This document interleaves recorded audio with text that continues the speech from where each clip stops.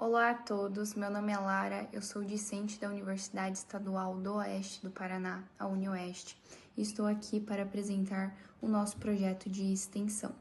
O projeto de extensão tem como objetivo estender um conhecimento, uma informação que seja de utilidade pública para a comunidade. O nosso tema e a nossa pesquisa, ela se desenvolveu na disciplina Metodologia da Pesquisa Jurídica, orientada pelo professor Luiz Gustavo Flores, e o nosso projeto tem como tema os direitos humanos e as políticas fronteiriças rígidas entre os Estados Unidos e o México. Então, o tema no nosso trabalho se concentrou no estudo da liberdade de ir e vir do migrante, especificamente o migrante mexicano, mas tendo em vista que também existem outras situações com milhares de imigrantes da América Central.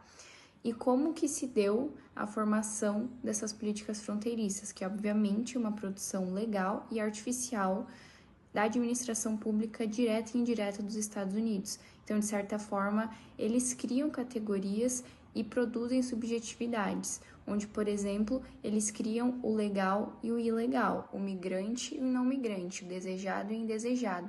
Então, também eu já puxo agora para falar da problematização da nossa pesquisa, que tenta entender o contexto em que essas políticas foram criadas, qual era o pensamento do governo na época, o cenário ideológico, político, social que culminou na existência dessas políticas e, de certa forma, como essas políticas elas são feitas com base na segurança nacional, onde o próprio governante, por meio de seus discursos, propaga um certo medo em relação àquilo que é vindo de fora.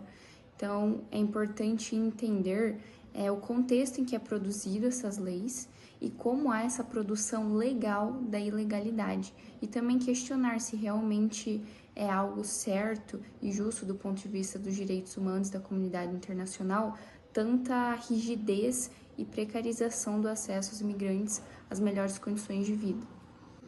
Além disso, essas políticas rígidas, elas não servem necessariamente para inviabilizar o acesso ou efetivamente diminuir o número de pessoas em seu país, mas sim, como eu falei, para criar o status do ilegal, da figura a ser combatida e a ser temida.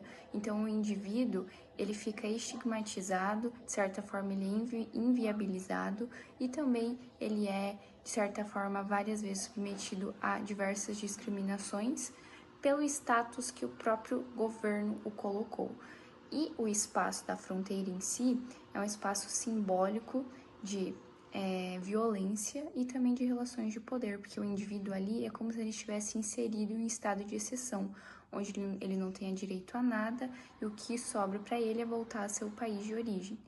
Outra coisa importante que deve se salientar é a questão do próprio governo propagar mensagens e discursos xenófobos e discriminatórios acerca desses imigrantes, quais sejam que eles são criminosos, bandidos, estupradores e outras coisas do tipo, para criar no imaginário da população americana, estadunidense, um medo que eles devem combater e associar esses indivíduos como um perigo a ser evitado.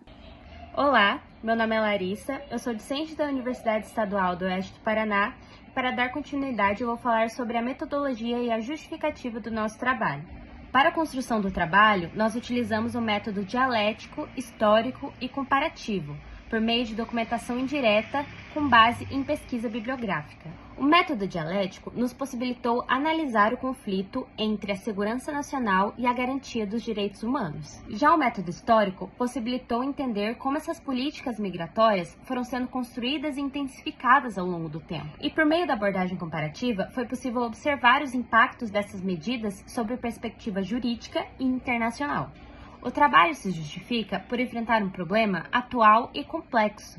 A restrição da liberdade de ir e vir não representa apenas um desafio jurídico, mas também ético e humanitário, pois evidencia o conflito entre a proteção das fronteiras e a proteção da vida humana.